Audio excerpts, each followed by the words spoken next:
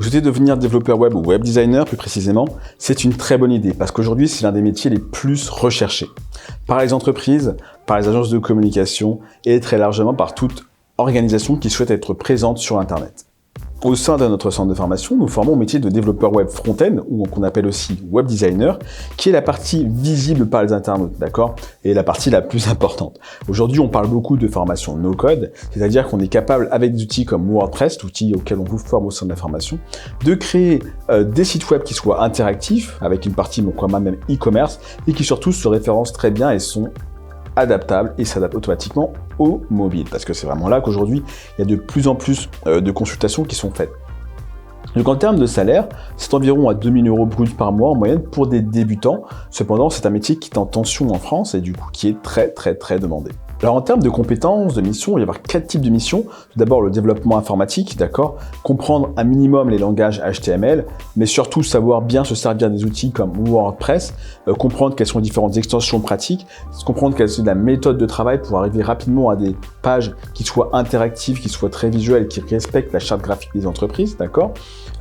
Avoir des méthodes de travail comme ce qu'on appelle des frameworks qui vont permettre d'interagir plus facilement avec les graphistes, avec vos clients potentiels, avec l'entreprise, avec les photographes, d'accord, pour pouvoir intégrer ce contenu facilement, faire un petit peu de veille technologique, donc savoir s'auto-former, se documenter, s'adapter et s'informer sur les nouvelles technologies. On va se rendre compte que c'est très important aussi, parce que ça évolue très rapidement, donc typiquement des logiciels comme WordPress évoluent très rapidement, ont toujours des nouveautés, des nouvelles extensions, donc faut pas hésiter à se renseigner et à se tenir au courant. Le plus de notre formation, c'est la troisième partie sur le SEO, c'est-à-dire qu'on vous apporte vraiment ces connaissances en termes de règles d'optimisation pour les moteurs de recherche. Parce qu'aujourd'hui, avoir un site web, c'est bien, d'accord. Avoir un site web qui est performant et qui est visité, c'est beaucoup mieux. Et nous, c'est ce qu'on vous apprend à faire, d'accord. Donc aujourd'hui, bon nombre de personnes sont capables de développer des sites web, mais peu sont capables de créer des sites web performants.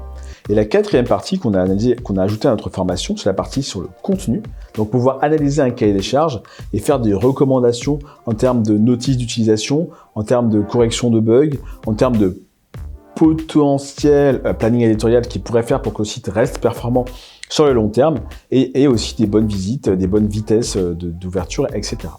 En termes de qualité, moi je dirais que les plus, c'est vraiment l'autonomie, la rigueur, la capacité d'adaptation, l'ouverture d'esprit et d'être force de proposition, donc ça se développe aussi avec le temps.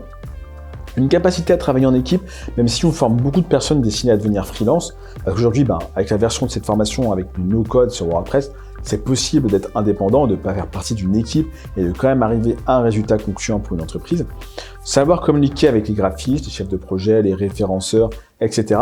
Être en mesure de prendre des initiatives aussi, ça c'est quelque chose qu'on développe grâce à la formation avec les ateliers et les challenges, et faire preuve de patience, de curiosité et parfois même de logique.